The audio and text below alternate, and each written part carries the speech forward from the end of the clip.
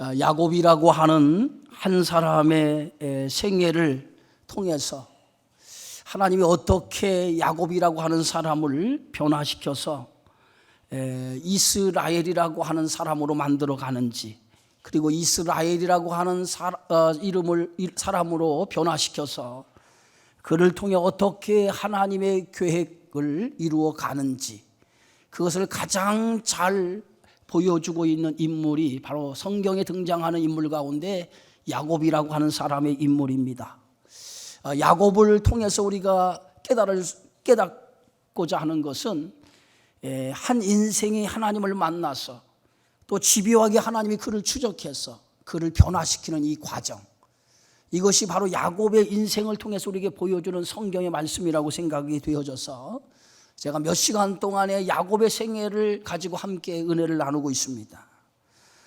이제 밧담 아람에서 나그네 생활을 마치고 20년 만에 이제 고향으로 돌아오는 야곱에게 형 에서가 400명의 장정을 이끌고 야곱이 돌아온다는 소식을 듣고 맞이하기 위해서 온다고 하는 그 소식을 야곱이 접하게 되어집니다. 형 에서가 20년 전에 있었던 원한, 그것을 아직 잊지 아니하고 400명의 장정을 데리고 온다고 하는 그 소식을 듣는 순간 야곱의 마음은 한없이 작아지기 시작했고, 그는 그 소식에 무너지기 시작했던 것을 보게 되어지죠. 그래서 야곱은 형의 감정을 풀어보려고 인간적인 모든 방법을 동원해서 그 형의 감정을 풀어보려고 노력을 합니다. 그러나 아무리 자신이 노력을 해도 형의 감정이 풀어지질 않습니다. 나중에는 자기의 처자 그리고 모든 소유를 세 대로 나누어 야복강을 건너게 하고 이제 자신이 홀로 야복나루에 남아서 밤새 하나님의 천사와 씨름을 하는 그러한 모습을 보게 되어지죠.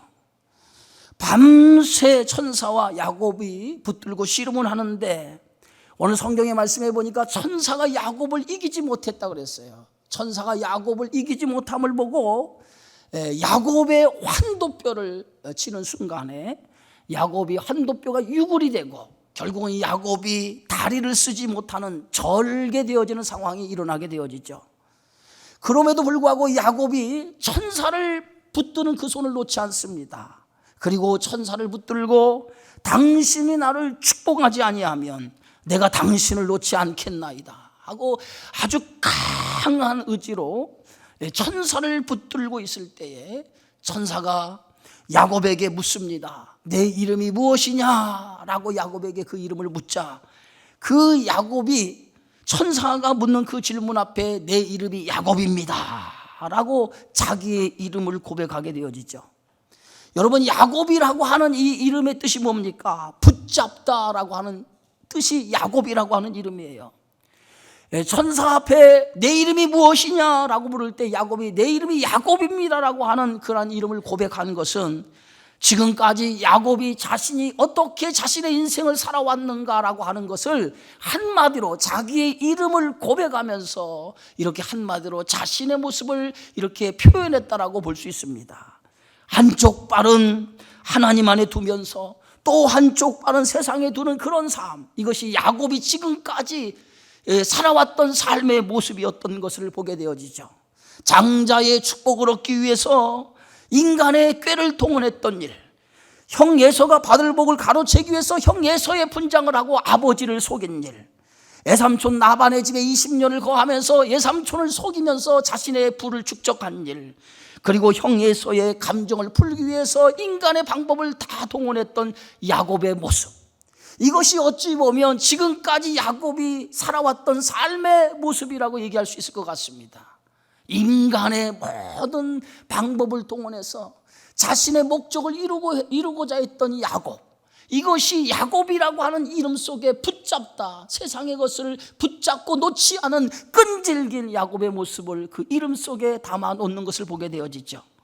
이제 천사는 내 이름이 무엇이냐라고 부를 때 나는 야곱입니다라고 고백하는 그 이름 앞에 천사는 이제는 내 이름을 야곱이라 하지 말고 이스라엘이라고 하는 하나님의 명령이라고 하는, 하나님과 겨루어 이겼다고 하는 뜻을 가지고 있지만 그 이름의 참된 뜻은 하나님의 명령. 이제는 네 안에 네가 붙잡고 있는 그 세상적인 것을 놓고 하나님의 명령 앞에 복종하며 하나님의 다스림과 통치 속에 순종하며 살아가는 자가 되리라고 하는 그러한 이름의 의미로 이스라엘이라고 하는 이름으로 그의 이름을 지어줬던 것을 보게 되어집니다. 이제 야곱이 이스라엘이라고 하는 새로운 이름을 부여받고 이제 새로운 삶을 출발하게 되어지는데, 그 출발하는 장면이 오늘 창세기 33장 본문의 말씀입니다.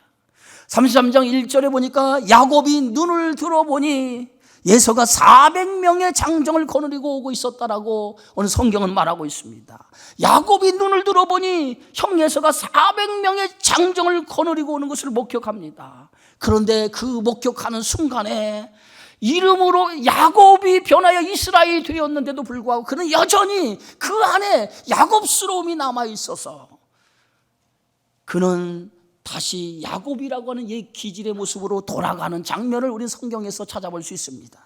창세기 33장 1절과 2절에 보니까 형 예서가 400명의 장정에 거느리고 오는 그 모습을 보는 순간에 야곱은 그의 자식들을 나누어 레아와 라헬과 두 여종에게 맡기고 여종들과 그들의 자식들은 앞에 두고 레아와 그의 자식들은 다음에 두고 라헬과 요셉은 뒤에 두었다라고 성경은 말합니다. 오늘 이 모습 속에서 야곱이 아직도 이스라엘이라고 하는 이름으로 변화가 되었는데 아직도 인간적인 것을 붙잡고 있는 모습을 오늘 이 성경을 통해서 우리에게 보여주고 있어요. 형 예서가 400명의 장정을 거느리고 오니까 그 자식들을 나누는데 레아와 라헬과 두 여종에게 각각 맡기는데 먼저 여종들과 그들의 자식을 제일 앞에 두었다는 거예요. 여종을 통해서 낳은 자식들, 여종을 앞에 두고 그의 자식들을 제일 앞에 두고 그 다음에 자기의 본처인 레아와 그의 자식들을 앞에 두고 마지막으로 라헬과 가장 사랑하는 여인 라헬, 자기 아내 라헬과 그의 사랑하는 아들들 맨 뒤에 두었다는 거예요.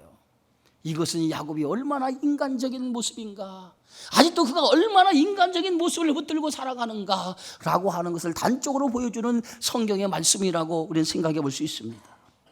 야곱은 밤새 천사와 씨름을 통해 이스라엘이라는 이름으로 부여받았지만은 그런데도 여전히 그는 이스라엘로 살아가는 것이 아니라 야곱이라고 하는 옛사람의 이름의 모습, 야곱스러움을 버리지 못하고 아직도 그는 야곱이라고 하는 옛사람의 본성을 가지고 살아가고 있다라고 하는 것을 우리에게 보여주고 있습니다. 우리가 그리스도인이 되어서 하나님의 자녀가 되었지만은 아직도 우리 안에 여전히 하나님의 자녀 이전에 마귀의 지배 아래 살던 옛생활의 모습이 우리 안에 남아서 그 옛생활의 모습을 쉽게 버리지 못하고 살아가는 우리의 모습과 같은 모습이 야곱 안에서 발견할 수 있다고 하는 것이죠. 우리가 그리스도의 은혜를 받았지만은 여전히 우리 안에는 죄의 본성이 남아있어서 그리스도 안에 사는 것이 아니라 죄의 본성 가운데 살아가는 우리들의 모습이 야곱과 전혀 다르지 않다라고 하는 것을 오늘 성경은 우리에게서 보여주고 있습니다. 예수를 믿었다고 하루아침에 우리 안에 있는 죄의 본성, 죄의 습관이 없어지는 것은 아닙니다. 우리 안에 죄의 본성, 이것이 없어지기 위해서는 부단한 노력이 있어야 되고, 그리고 죄의 본성과 싸워 이것을 물리쳐야 되는데 하나님 나라 갈 때까지 이 싸움은 계속해야 되고, 이러한 싸움을 통해서 우리는 야곱이 변해요 이스라엘이 된 것처럼 이스라엘이 되기까지 끊임없는 영적인 싸움을 해야 될 줄 믿습니다. 아브라함도 하나님의 부름을 받고 믿음의 삶을 출발합니다. 그러나 믿음의 삶을 출발해서 하나님이 지시하는 가나안 땅에 거주하게 되어지지만은 곧바로 그에게 기근이라고 하는 것이 닥치게 되어질 때에 아브라함은 기근이 생기자 그는 애굽으로 내려갑니다. 당시 애굽은 무엇을 상징합니까? 세상을 상징하는 것이 애굽 아닙니까? 아브라함은 신앙의 위기를 당하자 세상을 향해 내려갔습니다. 이것이 바로 아브라함의 모습이었습니다. 우리가 잘 아는 능력의 종이라고 불리는 엘리야도 혼자서 바알과 아사라를 숭배하는 선지자 850대 1과 갈멜산에서 대결을 벌입니다. 얼마나 능력이 많습니까? 얼마나 하나님의 종으로서 하나님의 역사를 이루는 능력의 종이었습니까? 그런데 이세벨이 엘리야를 죽이겠다고 하는 그 선언을 선포한 이후에 그 소식을 들었던 엘리야가 이세벨을 피해 강야로 도망하는 초라한 모습을 보게 되어지죠. 이것이 바로 인간의 모습이라는 거예요. 연약한 인간, 옛 본성이 남아 있어서 연약한 인간의 모습, 그것이 우리 안에 있다는 거죠. 여러분, 하나님의 은혜를 경험하는 것과 그리고 하나님의 능력 안에서 살아가는 것은 별개라고 하는 거예요. 우리가 그리스도를 믿고 하나님의 은혜를 경험해서 십자가의 구속의 피로 하나님의 자녀가 되었습니다. 그는 하나님의 자녀가 되었다고 해서 그의 능력을 가지고 살아가는 사람이라고는 말할 수 없다는 거예요. 하나님의 은혜는 경험했지만은 여전히 하나님의 능력 안에 거하고 하나님 능력 안에 살아가는 성도는 많지 않다라고 하는 것입니다. 야곱은 하나님을 대면하여 하나님의 은혜를 경험했습니다. 그러나 그는 여전히 하나님의 은혜를 경험했음에도 불구하고 하나님의 능력 안에 사는 그런 사람은 되지 못했다라고 하는 것을 오늘 성경은 우리에게 보여주고 있습니다. 한 번은 예수님의 제자들 중에 베드로와 야고보, 요한을 따로 데리고 높은 산에 올라가셔서 거기서 예수님의 모습이 변화되는 모습을 제자들이 목격을 합니다. 예수님의 얼굴이 해같이 빛나며 그의 옷에 광채가 나기 시작하고 그 자리에 모세와 엘리야가 나타나서 예수님이 대화하는 것을 그들은 직접 눈으로 보았습니다. 베드로가 얼마나 그 모습이 좋았던지, 주여 우리가 여기 있는 것이 좋사오니 하면서 여기에다 초막셋을 짓고 여기에 머물자라고 얘기합니다. 그때 그 순간에 호련히 빛난 구름이 덮으며 구름 속에서 하늘의 음성이 들리기 시작하는데, 이는 내 사랑하는 아들이요 내 기뻐하는 자라고 하는 음성이 들리기 시작합니다. 제자들은 처음으로 신비한 그러한 장면을 목격했습니다. 주님이 하나님의 아들이라고 하는 그 음성을 듣고 그 산에서 내려옵니다. 그 다음 날 한 아버지가 제자들에게 귀신 들린 아이를 데리고 왔습니다. 그런데 그 자리에 예수님이 계시지 않았어요. 그래서 그 한 아버지가 그 제자들에게 내 아이, 귀신 들린 이 아이를 좀 고쳐달라고 그 제자들에게 부탁을 했습니다. 제자들이 귀신 들린 아이를 고쳐버리고 안간힘을 쓰기 시작합니다. 그런데 아무리 노력을 해도 귀신이 떠나가질 않아요. 한참 후에 예수님이 그 자리에 왔습니다. 그때에 그 아버지가 예수님 앞에 무릎을 꿇고 엎드려서 내 아이의 이 귀신을 물리쳐 주기 원합니다. 내가 제자들에게 귀신을 물리쳐 달라고 제자들에게 사정을 했으나 제자들이 아무리 힘써도 제자들이 귀신을 물리치지 못했습니다. 그때 예수님께서 그 아이를 데리고 오라고 명하시며 그 아이가 데리고 오자 예수님이 한마디로 명합니다. 귀신아 물러가라. 그 순간에 그 아이를 짓누르고 있던 귀신이 한순간에 떠나가게 되어집니다. 그 이후에 제자들이 조용히 예수님 앞에 물었습니다. 예수님, 우리는 어찌하여 이 귀신을 물리치지 못했습니까? 어찌하여 우리는 이 귀신을 물리치지 못했습니까? 라고 예수님께 물었을 때 예수님께서 제자들에게 이렇게 얘기합니다. 너희 믿음이 작은 까닭이라. 너희 믿음이 작은 까닭이라.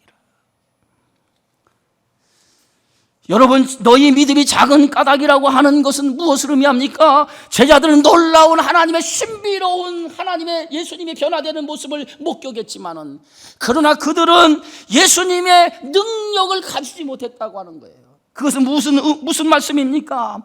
예수님의 능력을 가지지 못했다라고 하는 것은 예수님을 믿는 믿음이 부족했다라고 하는 거예요.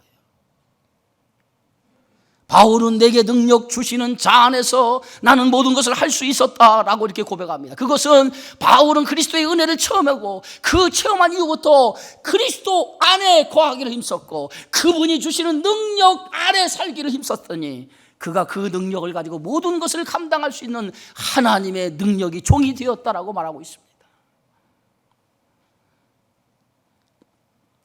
야곱의 두려움은 하나님을 믿는 믿음, 하나님의 능력 안에 사는 일에 대한 실패를 가져왔기 때문에 그에게는 두려움이 찾아왔다고 하는 것입니다. 우리가 하나님의 은혜를 경험하고 하나님 안에 주시는 이 능력 안에 사는 믿음이 없다면, 그분을 신뢰하고 그분의 능력을 가지고 살아가는 믿음이 없다면, 우리도 얼마든지 야곱처럼 세상의 문제 앞에 두려울 수밖에 없고, 세상의 문제 앞에 인간의 방법을 가지고 그 문제를 헤쳐나가려고 하는 야곱스러움을 가질 수밖에 없다고 하는 것을 우린 명심해야 될 줄 믿습니다. 창세기 33장 오늘 3절에 오늘 성경 말씀해 보니까 자기는 그들 앞에서 나아가되 몸을 7번 땅에 굽히며 그의 형 에서에게 가까이 가니. 오늘 점점 야곱은 이스라엘이라고 하는 새로운 이름을 부여받았지만 성경은 계속해서 야곱 안에 남아있는 옛 기질의 모습, 옛 사람의 모습을 들춰내고 있습니다. 야곱이 형 앞에 나아가는데 몸을 7번 땅에 굽혔다는 거예요. 그리고 그 모습으로 에서에게 가까이 나갔다는 거예요. 여러분, 몸을 7번 굽히는 야곱의 모습이 얼마나 비굴한 모습입니까? 마치 종이 주인을 대하는 모습과 같은 모습을 형 에서에게 보입니다. 이러한 야곱의 행동은 두려움 속에서 기인된 모습이라고 우리는 말할 수 있을 것 같습니다.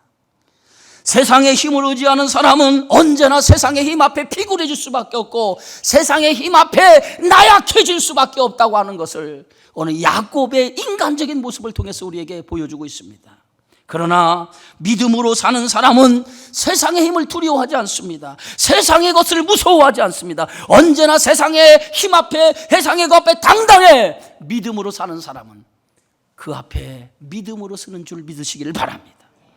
다윗이 블레셋 장수 골리앗과 싸울 때 다른 사람들은 두려워하여 골리앗 앞에 선뜻 나서지를 못했습니다. 그러나 다윗은 골리앗 앞에 나서서 전혀 두려워하지 않았습니다.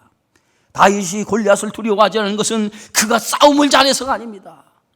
그는 자신과 함께 하신 하나님, 그 하나님을 믿었기 때문에 그는 그 싸움 잘하는 블레셋 장수 골리앗 앞에도 당당하게 맞설 수 있게 되어졌다고 하는 것이죠. 사무엘상 17장 37절에 보니까 다윗은 골리앗 앞에 서서 이렇게 고백합니다. 다윗이 이르되 여호와께서 나를 사자의 발톱과 곰의 발톱에서 건져내셨은즉 나를 이 블레셋 사람의 손에서도 건져내시리라. 다윗은 사자의 발톱에서, 곰의 발톱에서 자기를 건지신 분이 하나님이라는 거예요. 일찍이 다윗은 하나님의 놀라운 은혜, 자기와 함께한 하나님의 은혜를 경험했습니다. 그는 자신과 함께 하신 하나님, 그 하나님이 이 골리앗의 손에서도 자기를 건져주실 것이라는 거예요. 그것이 다윗이 믿었던 신앙이고 하나님을 신뢰하고 하나님을 향한 믿음의 고백인 줄 믿습니다. 그리고 사무엘상 17장 45절 47절에 보니까 다윗은 골리앗 앞에 나가면서 이렇게 선언합니다. 다윗이 블레셋 사람에게 이르되 너는 칼과 창과 단창으로 내게 나아오지만은 나는 만군의 여호와의 이름, 내가 모욕하는 이스라엘 군대 하나님 이름으로 내게 나아가노라. 또 여호와의 구원하심이 칼과 창에 있지 아니함을 이 무리에게 알게 하리라. 전쟁은 여호와께 속한 것인지 그가 너희를 우리 손에 넘기시리라. 다윗은 하나님의 구원하심이 칼이나 창이나 인간의 어떤 무기에 있지 아니하다는 거예요. 싸움 잘하는 그러한 힘에 있지 아니하다는 거예요. 다윗은 모든 전쟁은 누구에 달렸냐? 하나님 손에 달렸다는 거예요. 여호와의 구원하심이 칼과 창에 있지 아니함을 이들에게 보여주겠다는 거예요. 여러분, 다윗이 의지한 것은 세상의 힘이 아니었어요. 만군의 하나님 여호와, 자기와 함께하는 여호와, 그 하나님을 의지하는 믿음이 그 안에 있었기 때문에 그는 하나님을 의지하는 믿음으로 골리앗 앞에 설 수 있게 되어졌다라고 하는 것이죠. 여러분, 우리가 의지할 것이 뭡니까? 세상입니까? 세상에 우리가 의지할 것입니까? 세상의 힘, 세상의 지식, 세상의 권력, 세상적인 것, 그러니까 우리가 의지할 것입니까? 우리가 의지할 것은 거기에 있지 않습니다. 전능하신 하나님, 만군의 여호와 하나님, 그분이 우리가 의지할 뿐이고 그것이 바로 우리가 살아가는 삶의 힘의 근원이 되어지는 줄 믿으시기를 주의 이름으로 축원합니다. 하나님은 야곱에게 일찍이 약속하셨습니다. 창세기 28장 반드시 너를 이 땅으로 돌아오게 하리라. 반드시 너를 이 땅으로 돌아오게 하리라. 이것이 하나님이 야곱에게 약속하신 말씀이었어요. 야곱이 형 에서 앞에 7번 땅에 몸을 굽혀서 종의 모습으로 마치 주인을 섬기는 모습으로 예서를 대했던 것은 그는 하나님의 말씀을 신뢰하지 못한 행동이라고 하는 것이죠. 창세기 33장 4절에 오늘 성경은 이렇게 말합니다. 예서가 달려와서 그를 맞이하여 안고 목을 어두근 맞추어 그가 입 맞추고 서로 울었다라고 말하고 있어요. 야곱은 두려운 마음으로 마치 종이 주인을 맞이하는 모습으로 몸을 굽혀 형에게 나아가는데 형 예서가 달려오기 시작합니다. 형 예서가 달려오기 시작합니다. 그리고 야곱을 부둥켜 합니다. 그리고 야곱을 부둥켜 안고 야곱에게 입을 맞추고 서로 통곡하며 울었다라고 성경은 말하고 있습니다. 누가 한 일입니까? 누가 하신 일이에요? 에서의 마음을 돌려놓은 거 누가 하신 것입니까? 사람이 한 것이 아니라 하나님이 하셨다고 하는 것이죠. 여러분, 하나님이 하시면 능치 못하심이 없는 줄 믿으시기 바랍니다. 하나님이 하셨어요. 하나님이. 이스라엘 백성이 애굽에 나올 때에 뒤에는 애굽 군대가 쫓아오고 앞에는 홍해 바다가 가로막혀 있습니다. 앞으로도 가지 못하고 뒤로 가지도 못하고 사방이 막혀 있었어요. 그때 모세가 이스라엘 백성들에게 오늘 손을 내밀어 이렇게 선언합니다. 출애굽기 24장 13절에 보니까 모세가 백성에게 이르되 너희는 두려워하지 말고 가만히 서서 여호와께서 오늘 너희를 위하여 행하시는 구원을 보라. 보라, 너희가 오늘 본 애굽 사람을 다시는 영원히 다시 보지 못하리라. 모세가 이제 하나님의 말씀을 선언하고 그 손을 바다 위로 내미는 순간 여호와 하나님께서 밤새도록 동풍을 불어서 바닷물을 물러가게 하시니 물이 갈라져 바다가 육지가 되어서 그들이 바다를 육지와 같이 건너가게 되어진 줄 믿습니다. 하나님의 역사는 우리의 생각과 우리의 방법을 뛰어넘는다라고 하는 것이죠. 예서가 달려와서 야곱을 맞이할 줄 누가 알았습니까? 오늘 성경에 보니까 야곱이 달려간 게 아니에요. 예서가 달려왔어요. 예서가 달려와서 야곱을 껴안고 입을 맞추고 반가워서 서로 부둥켜 안은 일, 이것이 누가 한 일이에요? 하나님이 하셨다고 하는 거죠. 하나님이 하시면 안 될 일이 없는 줄 믿습니다. 하나님이 하시면 안 될 일이 없는 줄 믿으시기 바랍니다. 하나님이 하시면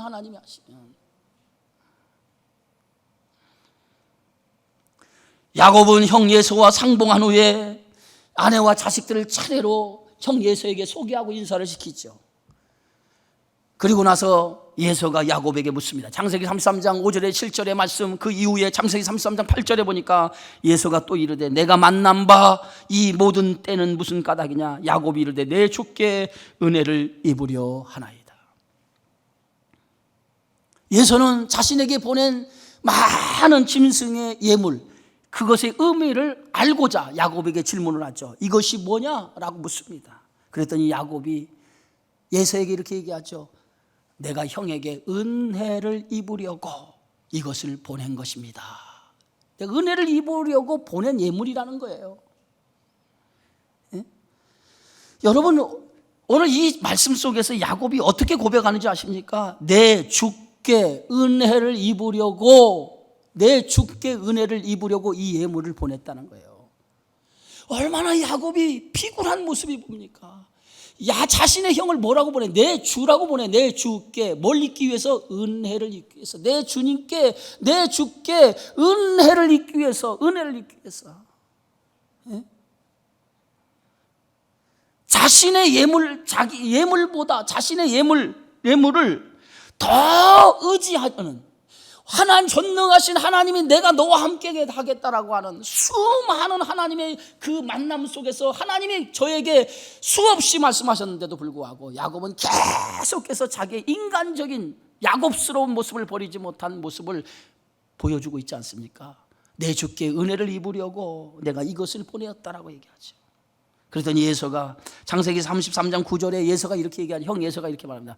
내 동생아, 내게 있는 것이 족하니 내 소유는 내게 두라. 이 말이 뭡니까? 나는 내 것으로 만족하니 네 것은 내 것은 내가 가져가라. 나는 예물이 필요 없다는 거예요. 예? 야곱은 형 에서의 감정을 풀어보려고 예물을 준비해 형에게 줬는데 형 에서는 필요 없다는 거예요. 이건 뭘 의미합니까? 야곱의 인간적인 생각으로 형의 감정을 풀어보려고 예물을 준비해 준 건데, 예? 그것이 얼마나 무가치한 것인가, 얼마나 그것이 잘못된 것인가. 한마디로 하나님께서는 야곱을 무색하게 하죠. 네가 너의 인간적인 꾀를 통해서 형의 감정을 풀어보려고 했는데 그것이 얼마나 무가치한 것인가 라고 하는 것을 예서가 한마디로 거절하면서 야곱의 무가치한, 그가 가졌던 생각이 얼마나 무가치한 것인가를 드러내는 말씀이라고 생각해 볼 수 있습니다. 외삼촌 라반이 야곱을 해하려고 뒤를 쫓아올 때도 라반의 마음을 누가 움직였습니까? 예? 시리를 쫓아서 야곱을 죽이려고, 야곱을 해하려고 뒤쫓아가는 라반. 그런데 누가 나타나서, 하나님이 라반에게 나타나서 라반아, 야곱을 해하지 말라, 선악간에 말하지 말라 하고 하나님이 라반에게 경고해 주지 않습니까? 그 경고를 받았던 라반이 시급해서 야곱을 만났더니 야곱에게 아무런 해를 가하지 않냐고 야곱과 언약을 맺고 야곱을 순수히 고향으로 돌려보내지 않습니까? 누가 한 일이에요? 할렐루야! 누가 하신 일이에요? 하나님이 하신 일이에요. 하나님이 하신 일이 하나님이 하신 일이 하나님. 사람이 하는 일이 아니에요. 하나님이 하신 일. 예? 형의 마음을 움직인 것은 인간의 방법, 예물이 아니었어요. 하나님이 그의 마음을 만져준 거예요. 예서의 마음을 움직인 거예요. 이게 하나님이 하신 일이에요. 인간의 생각으로 뭔가를 해결하려고 하지 마세요. 여러분, 하나님의 마음을 움직이기를 주의 이름으로 축원합니다. 하나님이 하시면 안 되는 게 없는데 우리는 자꾸 우리의 인간적인 옛사람의 모습이 남아서 자꾸 우리 어떤 문제 앞에서 인간적으로 뭔가를 해보려고 해요. 이것이 얼마나 하나님 앞에 무가치한 것인가를 깨달아야 돼요. 그럴 때 우리는, 깨닫는 사람은 하나님 앞에 두 손 들고 주여, 내가 의지할 분은 하나님밖에 없습니다, 이런 고백을 할 수밖에 없다는 거예요. 야곱은 형의 너그러운 그 말로 만족할 수가 없지요. 그래서 계속해서 야곱은 이렇게 얘기하죠. 오늘 성경 말씀에 보니까 창세기 33장 10절에 보니까 야곱이 이르되 그렇지 아니하니이다. 내가 형님의 눈앞에서 은혜를 입어 싸우면 청하건대 내 손에서 이 예물을 받으소서. 내가 형님에게 은혜를 입었으면 이 예물을 받아달라는 거예요. 계속해서 받아달라는 거예요. 왜? 예물을 받아야 형이 나에 대한 감정을 푸는 것으로 내가 인정하겠다는 거예요. 아직도 끊임없이 야곱은 뭐예요? 퉁을 치자 이거예요. 예물과 형의 감정과 퉁을 치자는 얘기예요. 계속해서 야곱은 뭐예요? 자기의 생각을 내놓지 않아요. 그리고 이렇게 얘기하죠. 오늘 내가 형님의 얼굴을 배운 줄 하나님의 얼굴을 본 것 같사오니 형님도 나를 기뻐하십니다. 야, 여러분, 계속해서 성경은 뭘 드러내죠? 야곱이 변하지 않는 야곱의 모습을 성경은 계속 얘기해요. 여러분 안에 변하지 아니하는 계속의 하나님의 말씀. 오늘 우리 장로님이 기도했어요. 늘 하나님의 말씀을 들어도 우리 안에 변함이 없다는 거예요. 늘 변함이 없는 우리의 모습을 변하게 해달라고 우리 장로님이 그렇게 기도하면서 제가 어쩜 우리가 우리 안에 이 모습, 야곱처럼 살아가는 우리의 모습, 늘 하나님의 말씀을 들어도 우리가 변한 게 없어요. 변한 게 없어요. 얼마나 야곱과 같은 질긴 고집을 가진 사람, 저와 여러분의 모습 아닙니까? 질기다 못해 질기. 그래서 야곱을 뭐라 합니다. 지렁이 같다. 얼마나 질기면 지렁이 같은 너 야곱아. 자기의 것을 쉽게 내려놓지 않는 지렁이 같은 야곱. 성경은 그렇게 표현하지 않습니까? 그게 저와 여러분의 모습이에요. 야곱은 형의 얼굴을 보면서 하나님의 얼굴을 본 것 같다고 그랬어요. 여러분, 야곱이 하나님의 얼굴을 본 것이 어디서 봤을까? 그것이 바로 야복 나루에서 천사와 씨름하면서 밤새 씨름해서 거기서 하나님의 얼굴을 배웠다는 거예요. 그래서 내가 하나님의 얼굴을 대면하여 보았다라고 해서 그 이름을 뭐라고 했어요? 부니엘이라고 했어요. 부니엘이라고 하는 뜻이 뭐예요? 하나님을 대면하여 보았다라고 하는 뜻이 부니엘이에요. 근데 그 부니엘, 하나님 얼굴을 대면하고 보니까 뭐가 돋았어요? 해가 돋았어요. 해가 돋았어요. 뭘 의미합니까? 하나님의 얼굴을 보는 순간에 이 야곱 안에 들여진 모든 어둠이 물러가고 뭐가 왔어요? 해가 찾아왔다는 거예요. 햇빛이 들어왔다는. 이 얘기는 뭐냐면 그 안에 감춰져 있는 어둠이, 하나님의 얼굴을 보는 순간에 어둠이 물러가고 광명이, 강명, 새로운 삶이 시작된 거예요. 그걸 의미하는 게 분이엘 아닙니까? 예? 여러분, 인생에서 가장 큰 축복이 뭐예요? 인생에서 가장 큰 축복이 뭡니까? 하나님이 내 인생에 들어오는 거예요. 하나님이 여러분 인생에 들어오는 것이 최고의 축복이에요. 그 순간에 우리 안에는 어둠이 물러가는 거예요. 할렐루야. 주님이 내 안에 들어오면 내 안에 있는 모든 어둠이 물러가고 빛이 세상에 왔으되, 어둠을 좋아하는 사람은 빛을 받아들이지 않지만은 그 빛을 받아들이는 사람에게는 어둠이 물러가고 그 빛이 여러분의 생명을 주장하는 줄 믿습니다. 그게 요한복음에서 얘기하는 거 아니에요.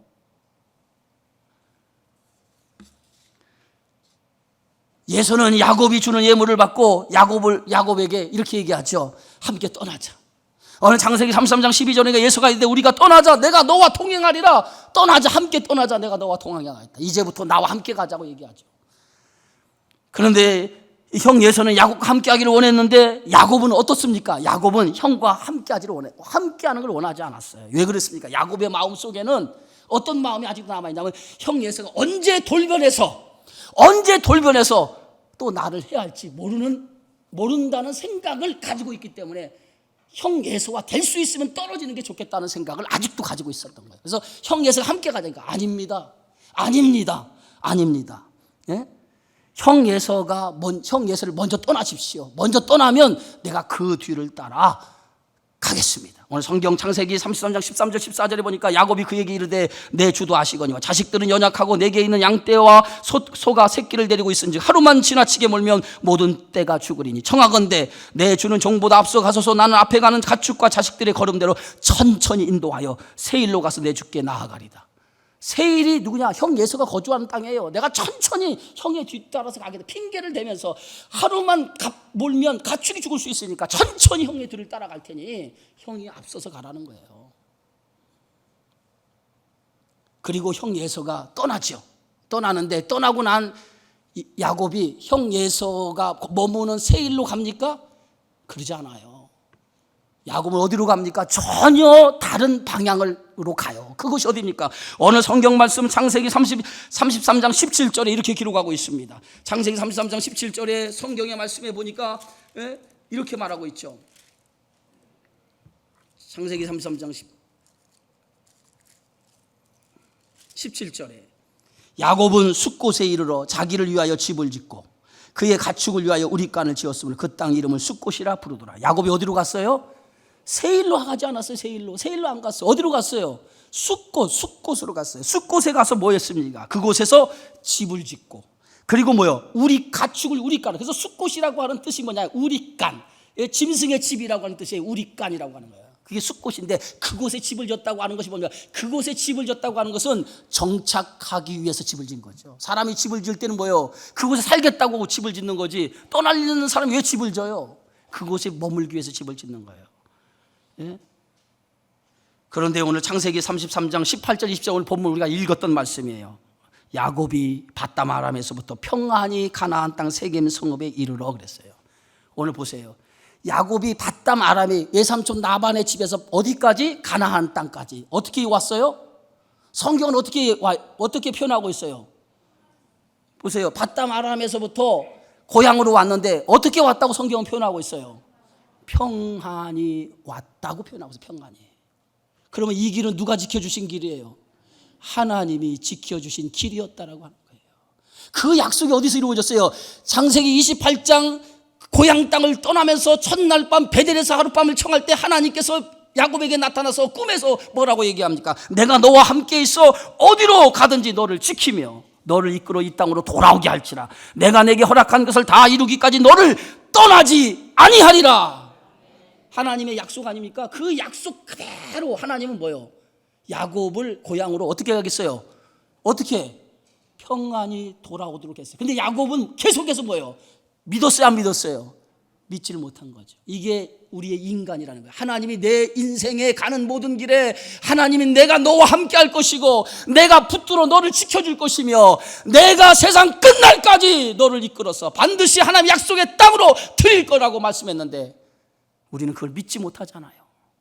우리는 그걸 믿지 못하고 살아가잖아요. 이게 누굽니까? 야곱입니까? 우리입니까? 야곱이나 우리나 똑같은 사람이라는 거죠. 야곱은 고향 땅에 돌아왔지만 오늘 성경 말씀 창세기 31장 3절에 성경은 내 조상의 땅, 내 족속에게로 돌아가라. 내가 너와 함께 있으리라. 오늘 성경은 분명히 야곱이 고향 땅을 돌아가라 할 때 하나님이 꿈에 나타나서 야곱에게 말씀하십니다. 뭐라고 말씀하십니까? 내 조상의 땅, 내 족속에게로, 내 족속이 어디입니까? 형이 있는 아버지가 있는 땅으로 가라는 거예요. 그런데 야곱은 어디로 가죠? 아버지가 있는 곳, 형이 있는 곳으로 갑니까? 그는 숲곳이라고 하는 곳으로 가죠. 형과 아버지가 없는 곳으로 가죠. 아직도 야곱은 하나님 앞에 불순종하고 있어요.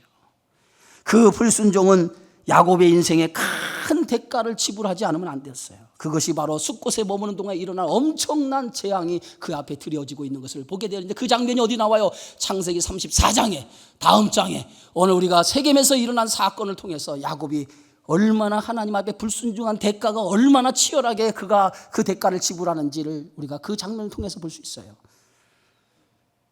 여러분, 불신앙과 불순종은 언제나 하나님 앞에 대가를 지불하도록 되어 있어요.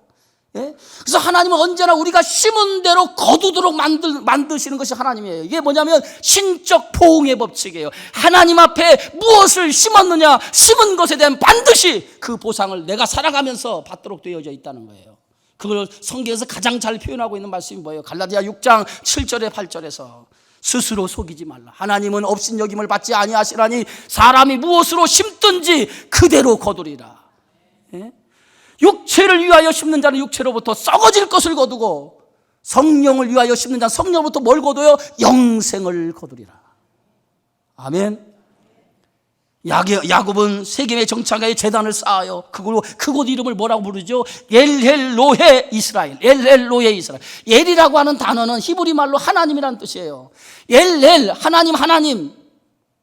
나의 하나님이라는 뜻이에요. 하나님은 나의 하나님이라는 뜻이 엘헬로이 하나님이라는 뜻이에요. 그런데 이 엘헬로이라 하나님이라고 하는 말은 하나님, 나의 하나님, 이스라엘 하나님인데 야곱의 이름이 이스라엘이에요. 근데 이때는 이스라엘 나라가 세워졌어요, 안 세워졌어요? 세워지지 않았어요.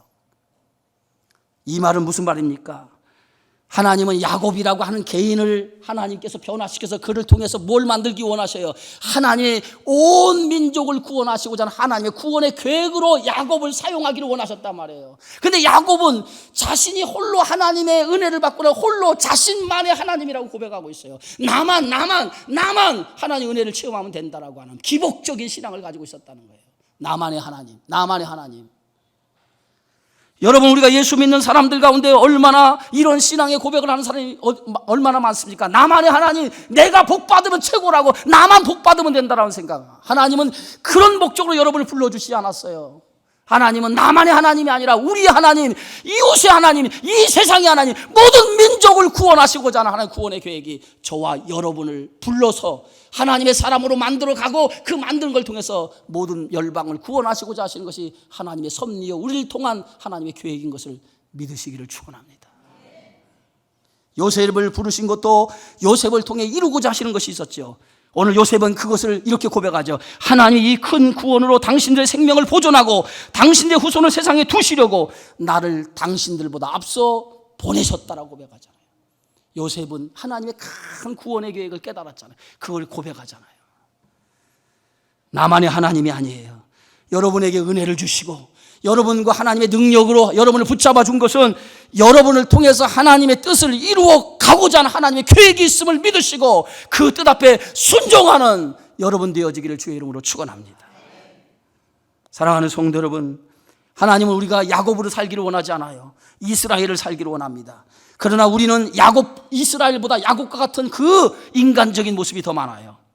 이것을 우리는 다 내려놔야 돼. 인간적인 야곱스러운 기질을 다 내려놔야 돼요. 그리고 우리는 믿음으로 하나님을 신뢰하고 하나님 말씀을 믿고 그 말씀 안에 우리가 순종하며 살아가야 될 줄 믿습니다. 믿음으로 사는 것은 야곱의 기질을 버리는 것이고 하나님의 능력으로 사는 자라고 하는 뜻입니다. 이제 저와 여러분은 믿음으로 사는 자가 돼야 돼요. 할렐루야. 베드로전서 4장 11절에 오늘 성경 말씀의 결론입니다. 만일 누가 말하려면 하나님의 말씀을 하는 것 같이 하고 누가 봉사하려면 하나님이 공급하시는 힘으로 하는 것 같이 하라. 이는 범사에 예수 그리스도로 말미암아 하나님이 영광을 받으시게 하려 함이라. 하나님이 주시는 능력, 그 힘을 가지고 세상을 살아가시기 바랍니다. 어떤 편법이나 인간적인 생각을 가지고 살아가지 마시고 하나님 주시는 힘으로 세상을 살아가는 저와 여러분이 되어지기를 주님의 이름으로 축원합니다. 거룩하신 하나님 아버지, 감사합니다. 야곱의 생애를 통해서 끈질기게 인간스러운 모습을 버리지 아니하고 하나님의 사람으로 세상과 한쪽 발을 걸치고 한쪽 발을 하나님의 두는 그러한 인간의 모습을 갖는 야곱의 모습을 통해서 우리의 모습을 발견합니다. 하나님은 우리에게 은혜를 주신 것은 하나님, 우리 안에 있는 인간의 것을 다 내어놓고 오직 하나님만을 순종하고 말씀을 믿고 하나님 안에 살아가기를 원하는 것을 하나님이 원하시는 것을 깨닫게 하여 주시고 우리가 철저하게 야곱스러움을 내려놓고 이스라엘로 살아가는 우리 모든 성도들이 되게 하여 주옵소서. 예수님의 이름으로 기도하옵나이다. 아멘.